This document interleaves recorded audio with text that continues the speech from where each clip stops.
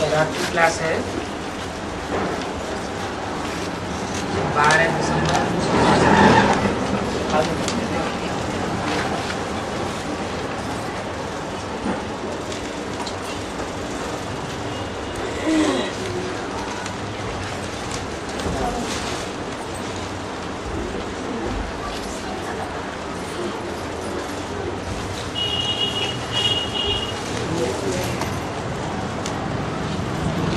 बाबा बच्चे कहते हैं और किसको माइया कहते हैं। जरूर कुछ तो फर्क होगा।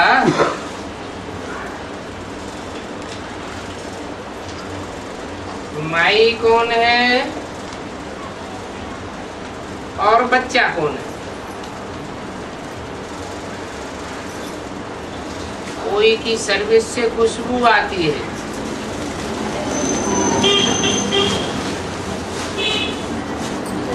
और कोई तो जैसे आप कहें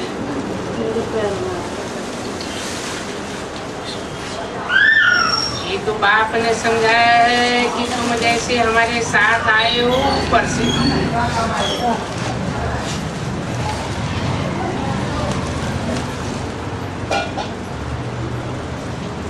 बाप भी आए हैं विश्व को मालिक बनाने के लिए।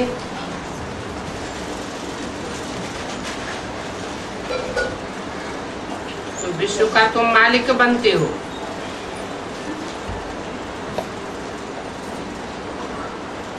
तुम्हारा भी ये कर्तव्य है कि औरों को मालिक बनाओ।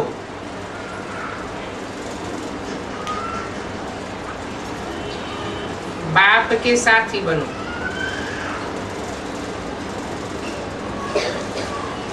वहां से जो पहले आते हैं वो तो जरूर ही खुशबू देते होंगे।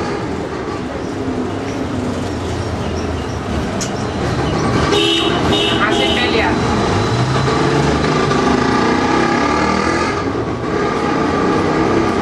परम धाम से जो आत्माएं पहले पहले आती है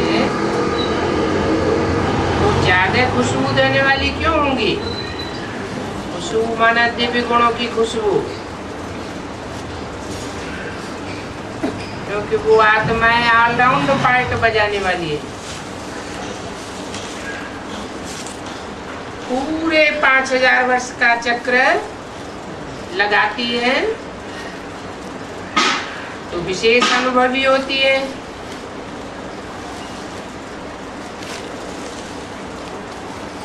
बगीचे में भेंट की जाती है। कौन कौन ओल्ड इज गोल्ड है।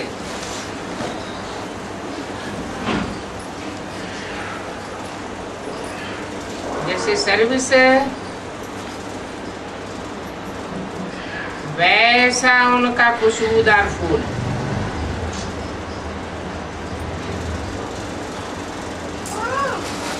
विवेक युक्त अनुभवों से भरी हुई सर्विस करते हैं ना।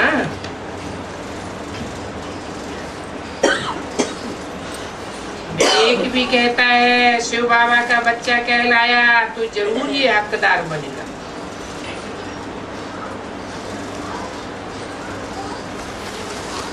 विश्व के मालिक बने का हकदार जरूर बनेगा। तो वो खुशबू भी आनी चाहिए।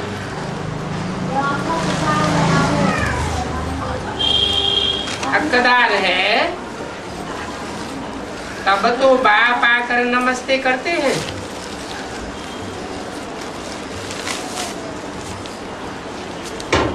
विश्व के मालिक उनको नमस्ते करेंगे ना।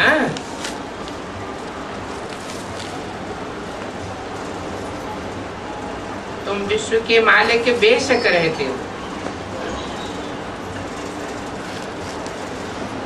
परंतु पढ़ाई में फर्क बहुत रहता है और ये होना भी जरूर है। बच्चों को तो निश्चय हो जाता है कि ये बाबा है और बाबा का समझाया हुआ चक्र भी बुद्धि में आ जाता है। तो बाप कहते हैं कि और जास्ती क्या पढ़ावे। बाप के बिगैर और कोई भी सुदर्शन चक्रधारी बनाए नहीं सकता।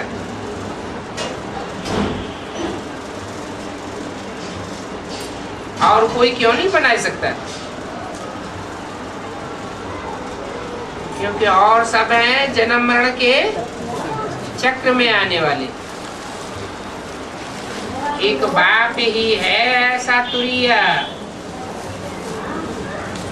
जो इस सृष्टि पर आकर जन्म मरण के चक्र में नहीं आता, चक्कर में नहीं आता, तो उनकी बुद्धि भी चक्रित नहीं होती, कुछ भी भूलते नहीं है। सारा चक्र उनकी बुद्धि में सदैव रहता ही है। ज्ञान का सागर है। आकर के तुमको सुदर्शन चक्रधारी बनाते। तुम्हारी आत्मा के 84 जन्मों के चक्र को तुम्हारे सामने क्लियर करते। और तुम बच्चे बनते भी हो इशारे से। जो कल पहले बने हैं वो ही बनते। ढेर के ढेर बच्चे आते हैं। पवित्रता के ऊपर कितना अत्याचार होता है। कितने तो डरते हैं।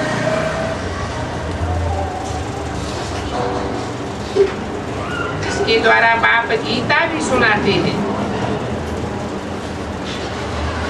उनको भी गालियां देते हैं।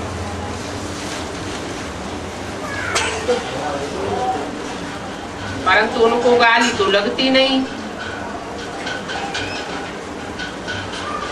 बाप कहते हैं कि जब बहुत गाली देते हैं, कच्छ मच्छ अवतार कह देते हैं,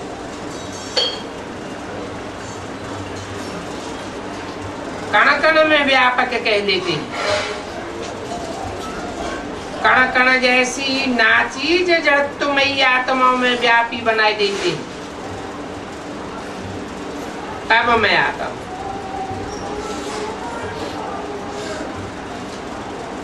न जानने के कारण बाप पर और तुम्हारे ऊपर कितने कलंक लगाए।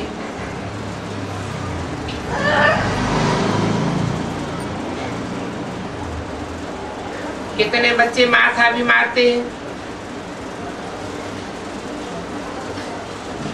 पढ़ाई में कोई तो बहुत साहूकार हो जाते हैं और साहूकार होने के बाद कितना और कमाते रहते हैं।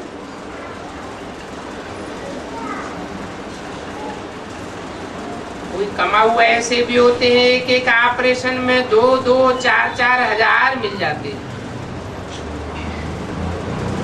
और कोई तो कुटुंब की पालना भी नहीं कर सकते। तो पढ़ाई पढ़ने वालों में फर्क हो जाता है ना। ये तो बाप की पढ़ाई है। दुनियावी पढ़ाई तो एक जन्म के लिए होती है। यहाँ तो कोई जन्म जन्मांतर के बादशाह बन जाते,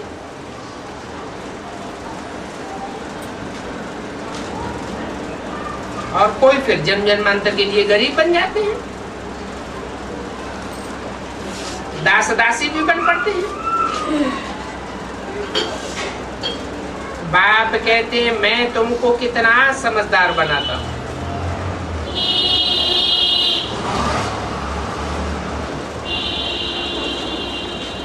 विश्व के मालिक बन जाते हो। ये लक्ष्मी नारायण समझदार हैं तब तो विश्व के मालिक हैं। अभी तुम तो सब बातों में कहेंगे ड्रामा। ड्रामा में जैसा जिसका पार्ट भरा हुआ है, बनी बनाई बन रही, अब कछु बननी ना है।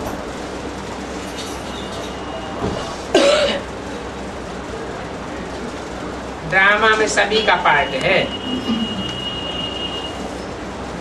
परंतु ड्रामा को आगे नहीं रखना होता है। आगे क्या रखेंगे? पुरुषार्थ को आगे रखना है। जो पास्ट हुआ सो ड्रामा बीत गया, सो ड्रामा। ऐसे नहीं ड्रामा में होगा तो खाना खा लेंगे, ऐसे कोई सोचता है क्या? खाने के लिए कभी नहीं सोचेंगे कि ड्रामा में होगा तो खा लेंगे।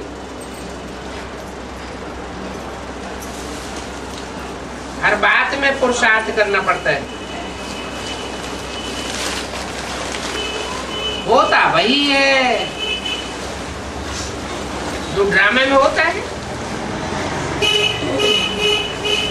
बाप कहते हैं कि ड्रामा में जो कुछ होता है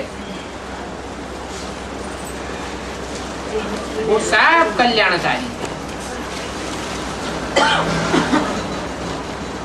कुछ भी अकल्याणकारी होने वाला नहीं है। को कितना हम समझाते हैं, समझते नहीं है।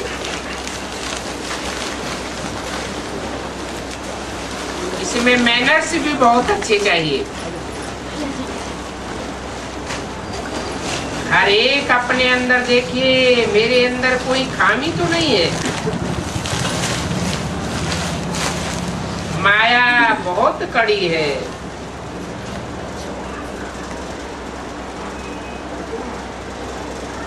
जो माया है उसको कैसे निकालें? माया माना जो 5 विकार भरे हुए हैं, 5 विकारों की जो कट चढ़ी हुई है जन्म जन्मांतर की, उस जन्म जन्मांतर की कट को कैसे निकालें?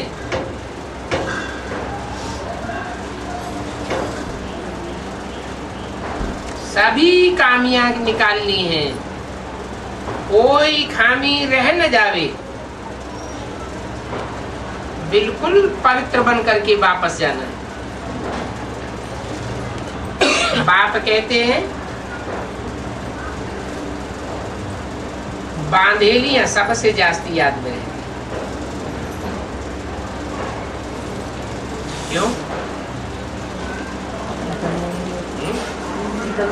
बंधन में है। एक तरफ कहते हैं निर्बंधन पंछी ऊंचा उड़ेगा, जिससे पक्षी को कोई बंधन ना हो वो ऊंचा उड़ेगा, या पिंजरे में रहने वाला पंछी ऊंचा उड़ेगा? है बंधन में ना हो, निर्बंधन ऊंची चाड़ी चढ़ता है, और बंधन में बंधा रहने वाला तो इतनी उड़ान नहीं भर सकता। फिर यहाँ कहते हैं कि बांधेलियां सबसे जास्ती याद में रहती है। इसका मतलब हुआ कि बांधेलियों की याद की पुरुषार्थ जास्ती होता है, बाकी सेवा का पुरुषार्थ, कर्मणा सेवा या वाचा सेवा उतनी नहीं कर सकते। फिर भी 4 सब्जेक्ट है ना, ज्ञान, योग, सेवा और दिव्य गुण। इन चारों ही सब्जेक्ट्स में जो याद में ज्यादा रहता है पीछे आ जाओ, वो लास्ट में फास्ट चला जाता है। इसलिए बोला कि बांधेलियां बहुत याद में रहती है, सेवा नहीं कर सकती, कर्मणा सेवा नहीं कर सकती, वाचा सेवा नहीं कर सकती, क्योंकि उनको बंधन है। धन की सेवा नहीं कर सकती, परंतु याद में तो रह सकती है। मन को तो कोई नहीं रोक सकता, ये तो अंदरूनी पुरुषार्थ है। तो सबसे जास्ती याद में बांधेरियां रहती है, इसलिए अंत में जब रिजल्ट निकलता है तो पता चलता है कि बहुत अच्छा पद पाती,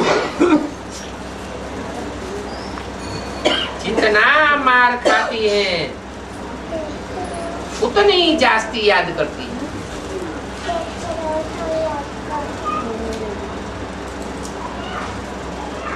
कहते भी है दुख में सुमिरन सब करें, सुख में करे न कोई। जिसके ऊपर बहुत दुख पड़ता है, बहुत मार पड़ती है, बहुत याद आता है।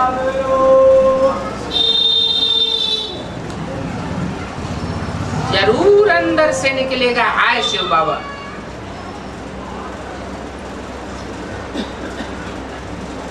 ज्ञान होकर शिव बाबा, ज्ञान युक्त होकर शिव बाबा को याद करती है ना,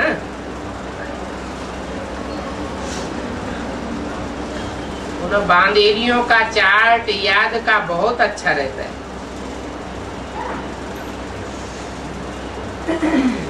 ऐसे जो मार खा खा कर आती है, बहुत मार खाती है, बहुत तंग हो जाती है, तो आखिरी नाती का अंत हो जाता है। और जब आती का अंत होता है तो छुटकारा मिल जाता है। ऐसी ऐसी मार खाकर जो आती है वो फिर अच्छी सर्विस में लग जाती है, फास्ट गति से अच्छी सर्विस करेगी। अपना जीवन ऊंच बनाने के लिए अच्छी सेवा में लग जाती है। अगर वो सेवा न करें तो उनकी दिल खाती रहेगी कि पहले भी बंधन में थे तब तो हमने सेवा नहीं कर पाई, और अभी बंधन मुक्त हुए भी हैं अंत में तो भी सेवा नहीं करेंगे तो हमारा पद क्या बनेगा। उनकी दिल टपकती रहती है, हम कैसे सर्विस पर जावे। बल समझते हैं सेंटर छोड़कर जाना पड़ता है, परंतु प्रदर्शनी में सर्विस तो बहुत होती है। तो सेंटर की परवाह न करके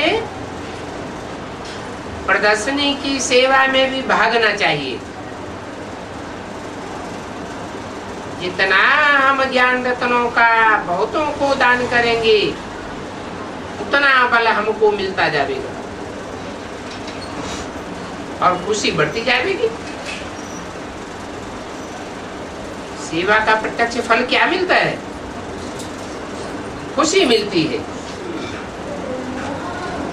और खुशी संगम युग का खजाना है।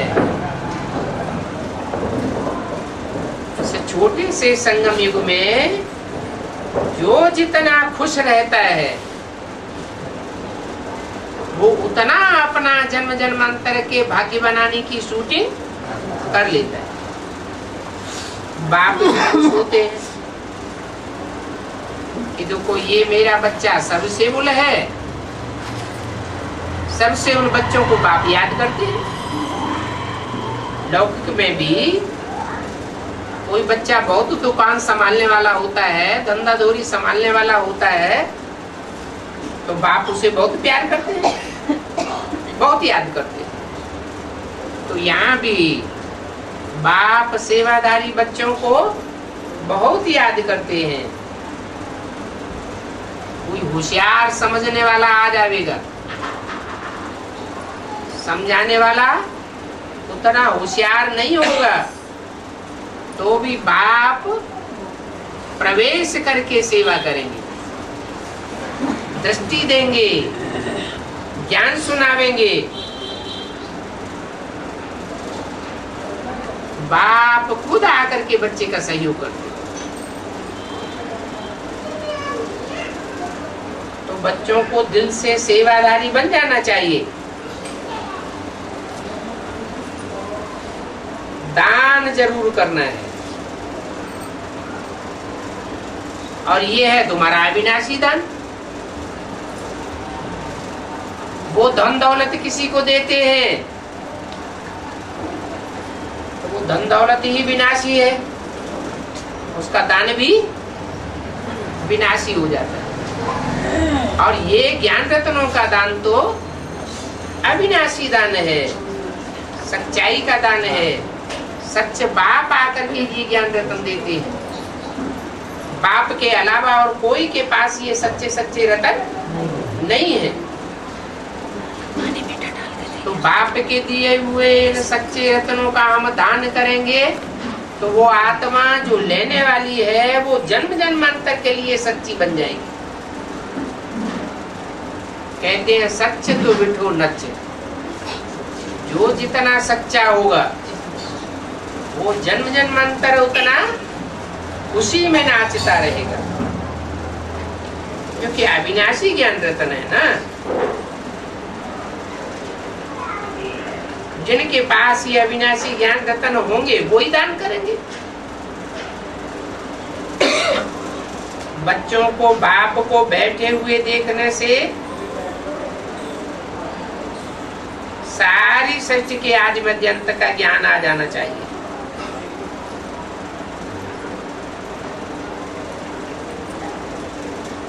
क्योंकि बाप है सारी मनुष्य सृष्टि का बीज।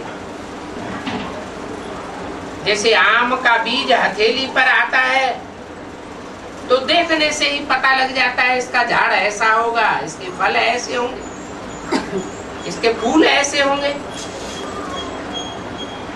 तो ऐसे ही जिनके सन्मुख वो बाप बैठ जाता है,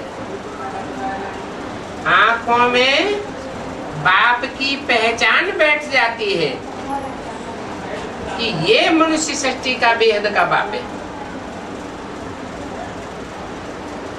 मनुष्य सृष्टि के बेहद के बाप को आत्माओं के बाप ने अपनाया हुआ है। दो है बेहद के बाप, एक है हम बिंदु बिंदु आत्माओं का बाप। बिंदु बिंदु आत्माएं अविनाशी आत्माएं। उन आत्माओं को ज्ञान देने वाला, पहचान देने वाला, आत्मा की पहचान मिलती है ना, तो पहचान देने वाला आत्माओं का बेहद का बाप है। मनुष्यों का बाप आत्मा की पहचान नहीं देता। 500-700 करोड़ मनुष्य है इस दुनिया में। 500-700 करोड़ मनुष्यों को आत्मा का ज्ञान कोई मनुष्य नहीं दे सकता, चाहे मनुष्य सृष्टि का बीज रूप पहला ही मनुष्य क्यों न हो, जिसको कहते हैं आदम, एडम, आदिदेव, वो भी नहीं दे सकता। क्यों? क्योंकि वो भी जन्म मरण के चक्र में आता है। लेकिन उस मनुष्य सृष्टि के पिता में जो पहले पहले प्रवेश करने वाला सुप्रीम सोल बाप, आत्माओं का बाप है, वो सबको आत्मा का परिचय देकर आत्मा का जन्म देता है। पहले तो हम अपनी आत्मा को जानते ही नहीं थे। जब जानते नहीं थे तो क्या हमारी आत्मा का जन्म हुआ ये हम कहें? हम तो शरीर समझते थे। अपन को क्या समझते थे? कि हम तो देह है, देह तो विनाशी होती है। तो विनाशी देह समझने के कारण हम जैसे तुच्छ बुद्धि थे। अभी तो हमारी बुद्धि में बात बैठ गई है क्या कि हम देह नहीं है,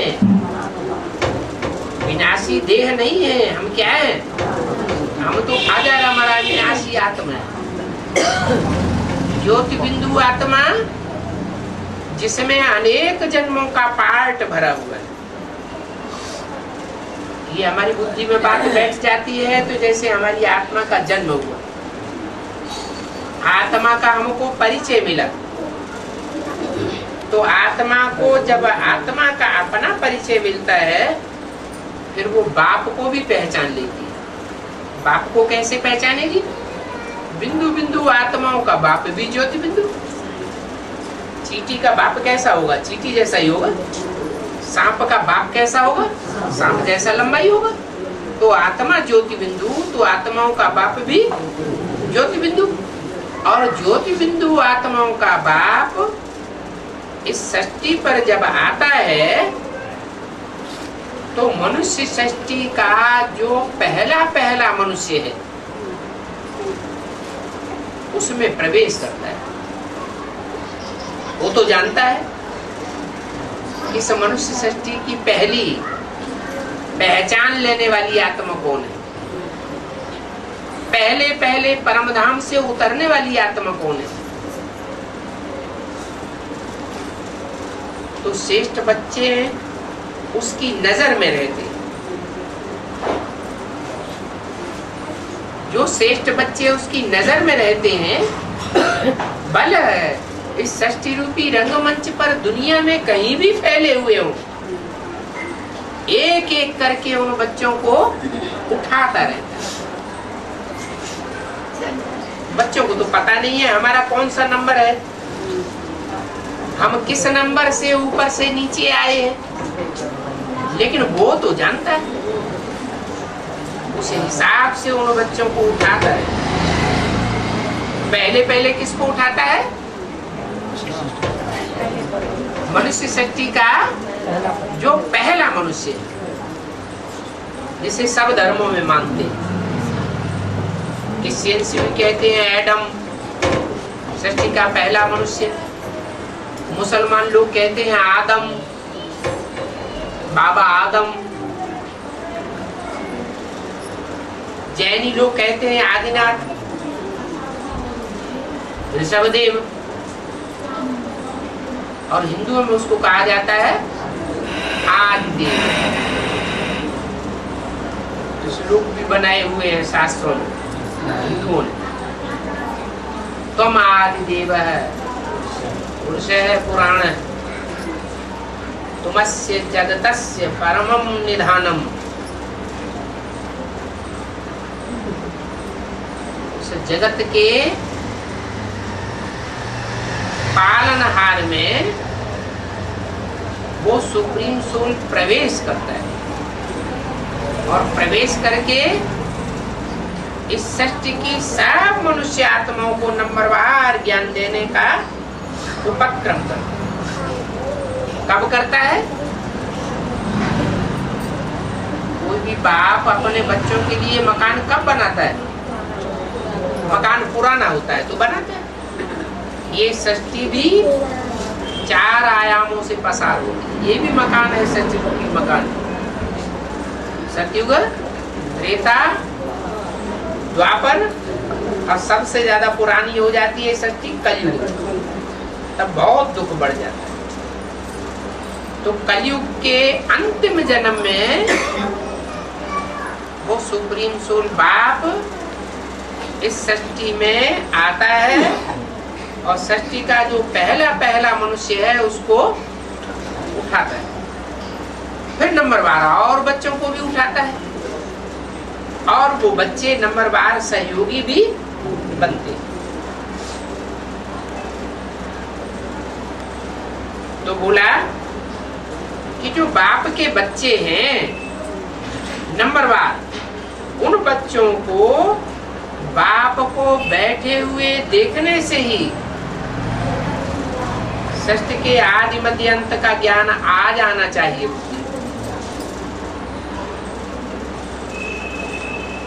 सारा चक्र बुद्धि में फिरना चाहिए कि बाप ही षष्ठी के आदि मध्य अंत को जानने वाला है, जरूर ज्ञान का सागर है। सारी षष्ठी चक्र को जानने वाला है। ये ज्ञान दुनिया के मनुष्य मात्र के लिए बिल्कुल नया ज्ञान है। क्या मनुष्य गुरुओं ने तो जो सुनाया सो शास्त्रों में ही लिखा हुआ पुराना ज्ञान सुनाया, कोई नई बातें तो सुनाई नहीं। और भगवान बाप जब आते हैं तो शास्त्रों की पुरानी बातें नहीं सुनाते, बिल्कुल नई बातें आकर सुनाते। और रोज रोज आकर के कुछ न कुछ नए नए ज्ञान के पॉइंट देते हैं।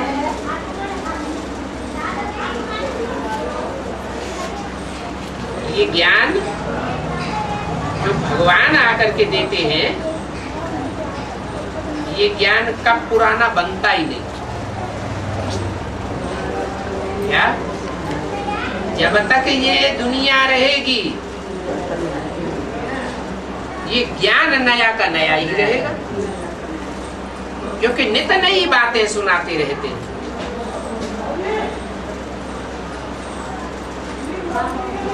ब्रह्मा के तन में आए तो भी नए नए पॉइंट्स मिलते रहे। ब्रह्मा ने शरीर छोड़ दिया तो क्या नई बातें नहीं सुनावेंगे? तो भी नई नई पॉइंट सुनाते रहते।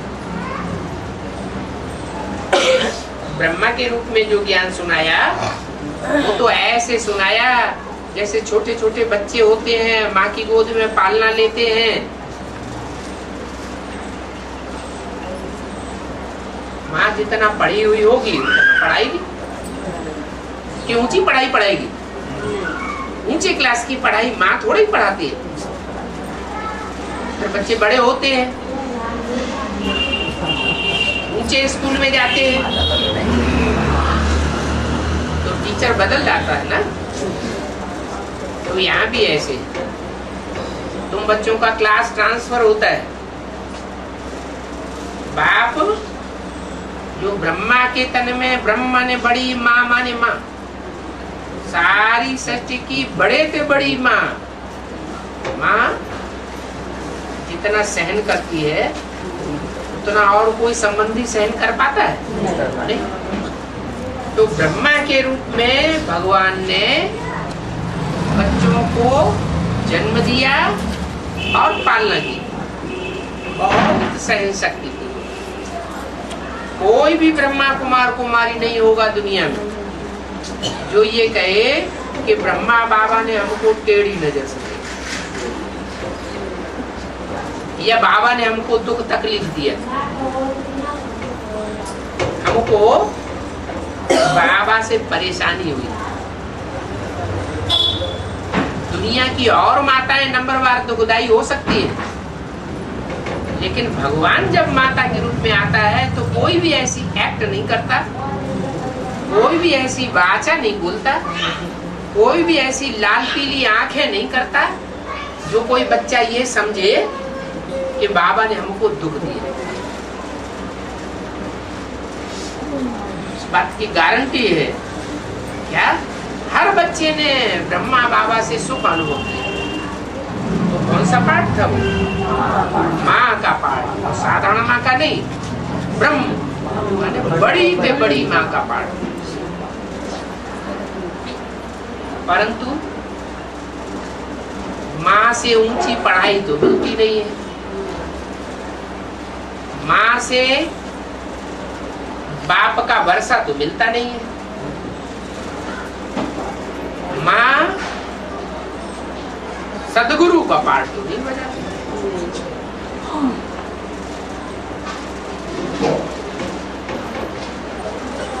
लेकिन बाप कहते हैं कि मैं जब बाप के रूप में आता हूं तो बाप के रूप में तुम बच्चों को पालना भी देता हूँ, वर्षा भी देता हूँ, बाप के रूप में जन्म भी देता हूँ।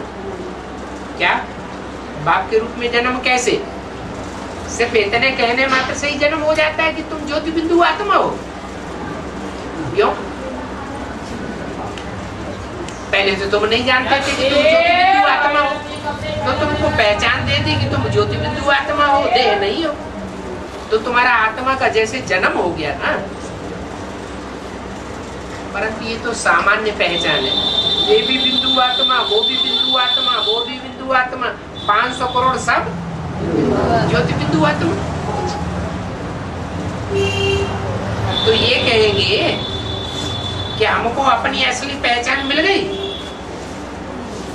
नहीं, ये तो एक सामान्य बात हुई कि सभी ज्योति बिंदु आत्मा।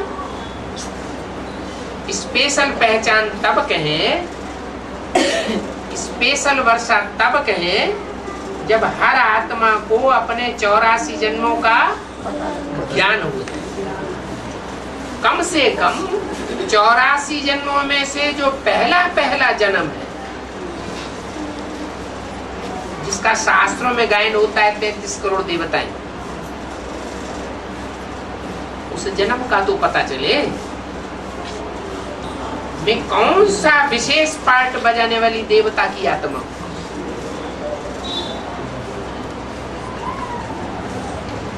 तो बाप आकर के बच्चों को स्पेशल पहचान देते।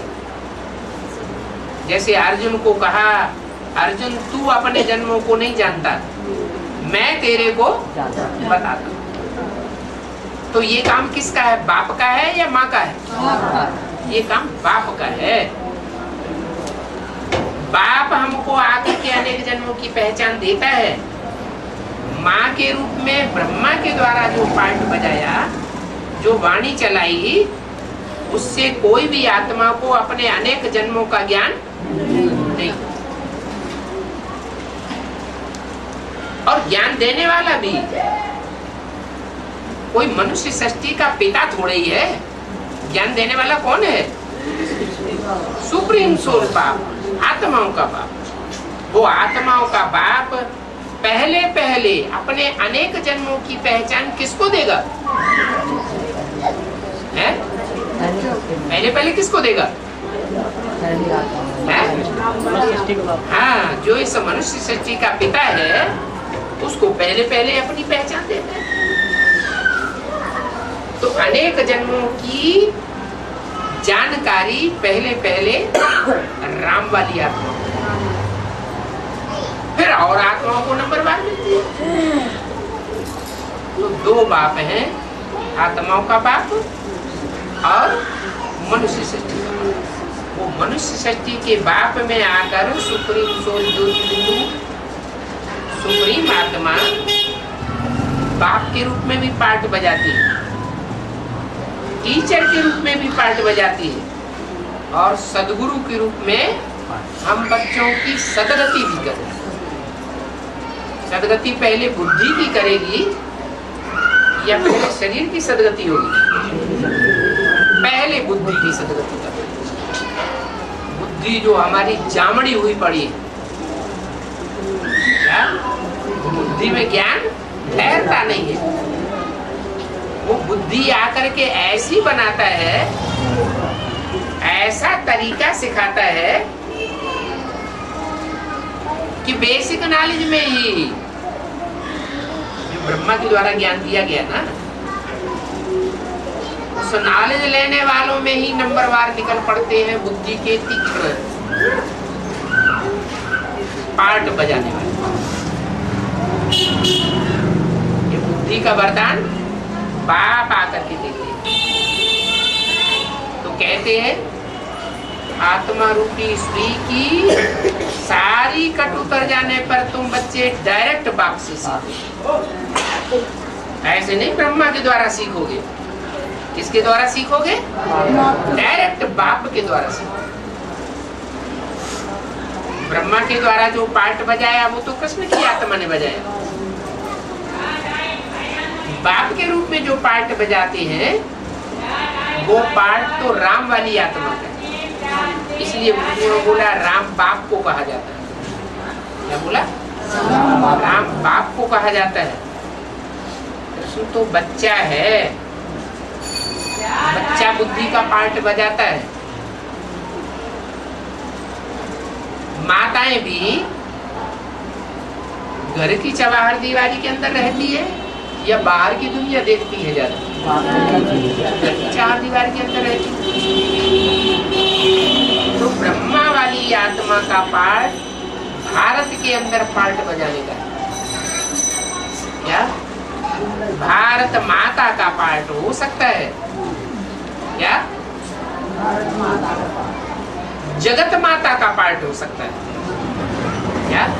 चाहे भारत की माता हो, चाहे जगदम्बा के रूप में जगत माता हो। कृष्ण की सोल ब्रह्मा के रूप में ब्रह्मा सो विष्णु भी बनती है, भारत माता के रूप में। इसके लिए गायन भारत माता शिव शक्ति अवतार अंत का यही नारा है। और वो आत्मा ब्रह्मा के रूप में जो दाढ़ी मूछ वाला रूप हुआ है, उसकी पूजा होती है? पूजा नहीं होती, मंदिर नहीं बनते, मूर्तियां नहीं बनती। तो फिर क्या वो आत्मा की पूजा नहीं होगी? पूजनीय पाठ नहीं बजाएगी? पूजा होती है पवित्र की। दाढ़ी मूछ वाला है तब तक पवित्र नहीं कहा जा सकता। इसलिए वही ब्रह्मा की सोल जब शरीर छोड़ देती है तो कोई माता के तन में प्रवेश करती है। जिस माता के तन में प्रवेश करती है उसके द्वारा वो जगदम्बा के रूप में ब्रह्मा पूजा जाता। इसलिए मुरली में बोला है, ये ब्रह्मा वास्तव में तुम्हारी जगदम्बा है। क्या बोला मुरली में? ये ब्रह्मा तुम्हारी वास्तव में जगदम्बा है, परंतु तन पुरुष का है। इसलिए माताओं के चार्ज में इनको कैसे रखा जाए? तो ओम राधे सरस्वती को पार्ट दे दिया कि जगदम्बा के रूप में तुम पार्ट बजाओ। वास्तव में यही ब्रह्मा जब शरीर छोड़ते हैं तो जगदम्बा के रूप में संसार में पूजा लेने योग्य पार्ट बजा। तो बोला कि मैं आकर के तुमको अनेक जन्मों का वर्षा देता हूं, उनमें से 21 जन्मों की बादशाही मेरे द्वारा दे। 21 जन्म माना सतयुग त्रेता में जो भी तुमको सुख मिलेगा वो सुख मैं आकर के वर्षा देता हूं। उसके बाद द्वापर युग में 21 जन्म और कलयुग में 42 जन्म। ये 63 जन्मों का वर्षा लेने के लिए तुम खुद निमित्त बनते हो। कैसे? यहाँ जो जितनी पढ़ाई पढ़ते हैं, भगवान बाप आकर जब पढ़ाते हैं तो जिन्होंने जितनी पढ़ाई पढ़ी, जिन्होंने जितना पुरुषार्थ किया, वो पुरुषार्थ की प्रारब्ध तो 21 जन्म में मिलेगी। लेकिन जो पुरुषार्थ करने का अभ्यास पक्का हो गया, कोई तीखा पुरुषार्थ करने के अभ्यासी हो जाते हैं, कोई धीमा धीमा पुरुषार्थ करने के अभ्यासी हो जाते हैं। तो वो अभ्यास फिर द्वापर और कलयुग में काम आता है। वहां का वर्षा मैं नहीं देता हूं। यहाँ जिसने जितना पुरुषार्थ किया और पुरुषार्थ करने का अभ्यास अपने अंदर पक्का कर लिया, वो आत्मा द्वापर कलयुग में उतना ही तीखा पुरुषार्थ जन्म जन्मांतर करती है। जन्म लिया और तीखा पुरुषार्थ किया उसी जन्म में, बहुत दान पुण्य किया, क्योंकि ज्ञान तो यहाँ लिया है ना कि जितना हम दान करेंगे उतना हम ऊंचे बनेंगे अगले जन्म। तो यहाँ के ज्ञान की प्रारब्ध फिर वहां पुरुषार्थ के रूप में अनेक जन्मों तक 63 जन्म में मिलती रहती है। जैसे कोई हुए हैं बहुत तीखे चले गए, क्या एक ही जन्म में सिपाही से सम्राट बन गए। जैसे बाबर था,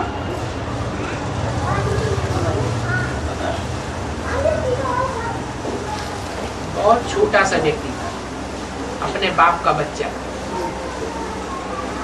साधारण घराने, और क्या बन गया? सारे भारत का सम्राट बनकर के बैठ गया। तो ये पुरुषार्थ के संस्कार उसने कहां से भरे होंगे? संगम में भरे होंगे। ऐसे ही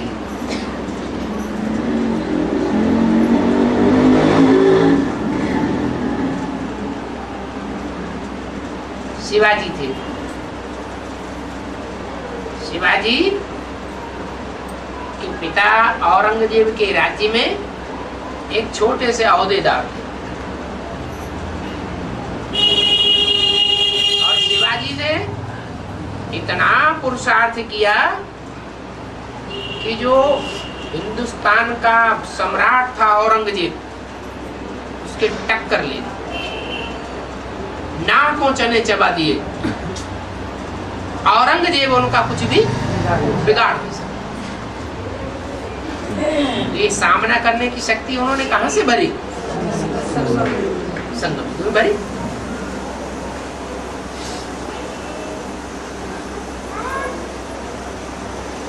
तो ढेर सारे ज्ञान की बातें जो मंथन करके हम बच्चे नई नई बातें निकाल करके अपने जीवन के ढेर सारे जीवन चरित्र निकाल सकते हैं, वो ज्ञान का प्रभाव है।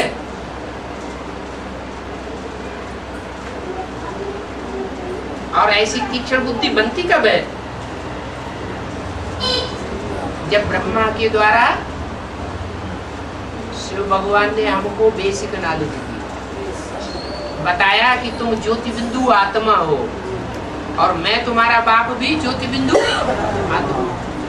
वो प्रैक्टिस उस समय जितनी जिन्होंने फाउंडेशन के पीरियड में कर ली कि मैं स्टार आत्मा हूं, मेरा बाप स्टार है, उस बिंदु की याद में जो जितने टिके उनकी आत्मा सूक्ष्म बन जाती है। बुद्धि कैसी बन जाती है? सूक्ष्म बन जाती है। सूक्ष्म बुद्धि में ज्ञान ज्यादा टिकेगा या स्थूल बुद्धि में ज्यादा ज्ञान टिकेगा? सूक्ष्म बुद्धि में ज्ञान ज्यादा टिकेगा। इसलिए बोला कि आत्मा रूपी सुई की सारी कट जब उतर जाएगी बिंदु को याद करते करते, तो तुम डायरेक्ट बाप से सीखोगे, डायरेक्ट बाप को पहचानोगे। ब्रह्मा ने तो शरीर छोड़ दिया, लेकिन ऐसे थोड़ा ही है कि बाप चला गया। नहीं, बाप तो मुरलियों में बोला है, मैं तुम बच्चों को साथ लेकर के जाऊंगा, साथ रहेंगे, साथ खाएंगे, साथ पिएंगे, साथ खेलेंगे और साथ साथ घर वापस ले जाओ। तो बीच में कैसे चले जाओगे?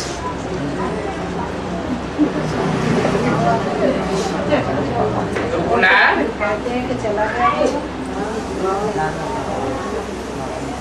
नहीं, कभी कुछ कहते हैं, झूठ बोलने वाले तो 20 तरह का झूठ बोलते हैं। कभी कहते हैं कि ज्योति बिंदु बाप ब्रह्मा के सूक्ष्म शरीर में आते हैं, सूक्ष्म शरीर में प्रवेश करके फिर वो सूक्ष्म शरीरधारी ब्रह्मा को जारदादी में प्रवेश करता है, ऐसे ऐसे कहते हैं। लेकिन मुरली में तो बोला है मैं सूक्ष्म शरीरधारी ब्रह्मा में आता ही नहीं, मेरा तो सूक्ष्म शरीर बनता ही नहीं है, मैं तो हल्की फुल्की ज्योति बिंदु आत्मा हूँ। मेरा अगर सूक्ष्म शरीर बने तो स्थूल शरीर में भी आना पड़ेगा। न मेरा सूक्ष्म शरीर है न मेरा स्थूल शरीर, मैं तो सदैव ज्योति बिंदु हूं। उस ज्योति बिंदु रूप को जिन बच्चों ने याद किया बेसिक नॉलेज में, उनकी बुद्धि इतनी तीखी हो जाती है कि वो तीक्ष्ण बुद्धि से जब उनको एडवांस कोर्स दिया जाता है तो मनुष्य सृष्टि के बाप को पहचान लेते हैं। उनकी ज्योति बिंदु आत्मा की कट जैसे बेसिकली सारी कट उतर गई, तो उन्होंने बाप को पहचाना और डायरेक्ट बाप से सीखते हैं। बाकी ऐसे समझते हैं कि ब्रह्मा के तने में शिव बाबा आता था तो चला गया, अपने को निर्धन का समझते हैं। लेकिन बाप कहते हैं तुम्हारा तो धनी धोरी आया हुआ है, जब तक ये संगम युग है तब तक तुमको बाप अपने साथ ही साथ रखे। परम धाम ले जाएंगे तो भी साथ ले जाएंगे। तो वंडरफुल नॉलेज है जो बाप ही बताते हैं। कोई कितना भी बड़ा साधु संत महात्मा हो,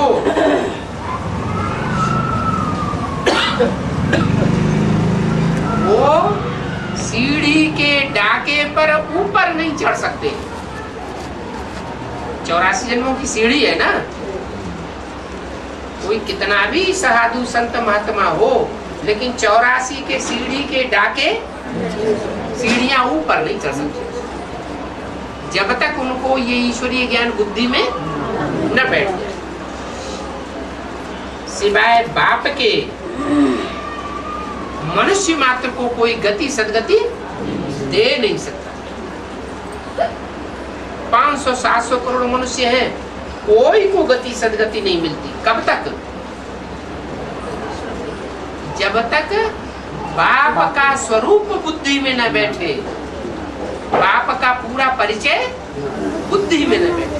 ब्रह्मा का परिचय बुद्धि में बैठ जाए तो भी ऊपर नहीं चढ़ सकते। हाँ, बुद्धि को वरदान मिल जाता है। क्या? बुद्धि सूक्ष्म बन जाएगी। उस सूक्ष्म बुद्धि से बाप को पहचान सकते हैं। बाप को पहचान लें और बाप को प्राप्त कर लें तो बाप से इतनी शक्ति मिलती है, दृष्टि की पावर मिलती है, एडवांस ज्ञान मिलता है कि वो आत्मा ऊपर चढ़ सकती है।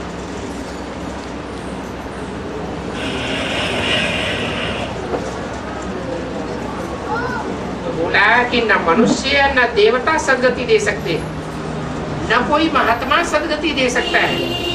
सिर्फ एक बाप ही है जो सारी दुनिया के मनुष्य मात्र को गति और सदगति का वरदान देते। दिन प्रतिदिन तुम्हारी वृद्धि होनी। क्या कहा? चाहे कितने भी विघ्न बाधाएं आए, ईश्वरीय ज्ञान है ना, बहुत ऊंचा ज्ञान है, बहुत श्रेष्ठ रास्ता है, परंतु अच्छे रास्ते पर विघ्न भी बहुत आते हैं। तो बोला जितने भी विघ्न आए फिर भी तुम्हारी वृद्धि होती रहेगी और तुम्हें कोई ज्यादा मेहनत भी करने की दरकार नहीं। क्या? बहुत भाग दौड़ करने की भी दरकार नहीं कि ये प्रदर्शनी का तांबूल उठाओ, ये मेला करो, ये मला खड़े करो, ये कॉन्फ्रेंस करो। एक पैसा भी खर्च करने की दरकार नहीं। जो सामने आए उसको बाप का परिचय देते रहो। हाँ, ईश्वरीय ज्ञान से वंचित हो गए वो तो अपने परिवार के सदस्य थे, तो अपने परिवार के लोगों को, अपने घर के जो भांति हैं उनको तो ज्ञान सुना नहीं। बाप ने कहा था प्रभात फेरी में, ये लक्ष्मी नारायण का चित्र, सीढ़ी का चित्र, ये दोनों चित्र ट्रांसलाइट के होने चाहिए। इस टाइम के लिए बताया प्रभात फेरी। प्रभात फेरी क्या होती है? प्रभात कब होता है? प्रभात तब होता है जब ज्ञान सूर्य उदय होता है। तो जब ज्ञान सूर्य उदय होने का टाइम आए, उस समय ये सीढ़ी का चित्र और ये लक्ष्मी नारायण का चित्र ट्रांसलाइट का तैयार हो जाना चाहिए, हर एक के पास हो। उसके चेहरे से ही, आंखों से ही, जैसे वो लक्ष्मी नारायण का चित्र झलक रहा हो। बुद्धि में पूरी बात बैठी हुई हो कि लक्ष्मी नारायण कौन बनने वाले हैं।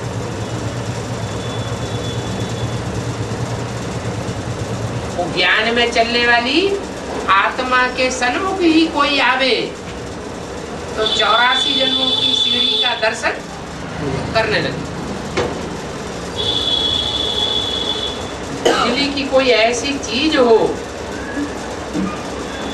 जिससे चमक आती रही, वो तो स्थूल बिजली है। लेकिन कोई आंखों में, कोई की आंखों में ऐसी चमक दिखाई पड़ती है कि बिजली का काम करती हो, है?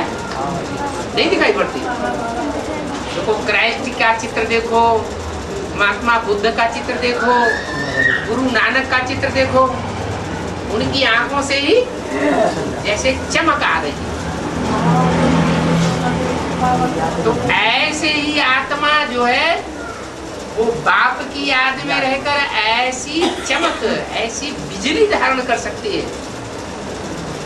आगे चल करके सब बच्चे नंबरवार अनुभव करेंगे कि जो भी आत्मा सन्मुख आवेगी और 1 सेकंड की दृष्टि लेने से ही ज्ञान में सरेंडर हो। नहीं तो दुनिया इतनी बड़ी है, एक को बैठ करके 7-7 दिन ज्ञान सुनाओ तो भी उनकी बुद्धि में बैठे बैठे न बैठे। लेकिन आगे चलकर कि ये करिश्मा होगा कि दृष्टि देने मात्र से ही उनकी बुद्धि में सारा ज्ञान बैठेगा।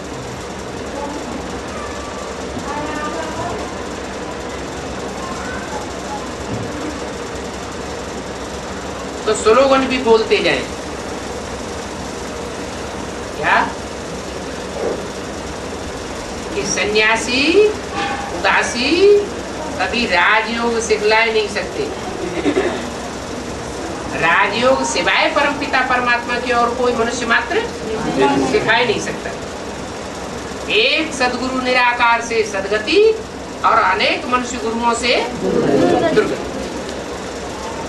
राजयोग एक परमपिता परमात्मा ही सिखाए रहे भागीरथ द्वारा। उसके द्वारा भागीरथ किसे कहे? भाग्यशाली रथ हार्ट फेल होकर के मरेगा क्या? अरे उसका हार्ट मजबूत बनेगा या हार्ट फेल होकर के मरेगा? जो याद में रहने वाले हैं उनकी याद की ताकत से हार्ट मजबूत होता है या हार्ट कमजोर होता है? हार्ट तो और ही दिन दूना रात चौगुना मजबूत होता जाएगा। इतना हार्ट मजबूत होगा कि उनकी दृष्टि में देखने से ही उन लोगों को पावर मिलेगा। उनकी 2 बातें सुनने से ही लोगों को ताकत भर जाएगी। उनके नजदीक आने से वाइब्रेशन मात्र से ही मनुष्यों को संग का रंग लग जाएगा। एक परमपिता परमात्मा ही भागीरथ द्वारा राजयोग सिखलाए रहे हैं। ऐसी ऐसी आगे चल करके चारों ओर से आवाजें सुनेंगे। अभी तो गुप्त पार्ट बजाए रहा है ना, बाप पार्ट बजा रहा है, वो गुप्त पार्ट बजा रहा है, ये प्रत्यक्ष है। गुप्त पार्ट बजा रहा है। जब सूर्य उदय होगा तो सूर्य प्रत्यक्ष हो जाता है। ज्ञान सूर्य प्रगटा और अज्ञान अंधेर विनाश। अच्छा, बच्चों को गुड नाइट। 8 तारीख हुई है।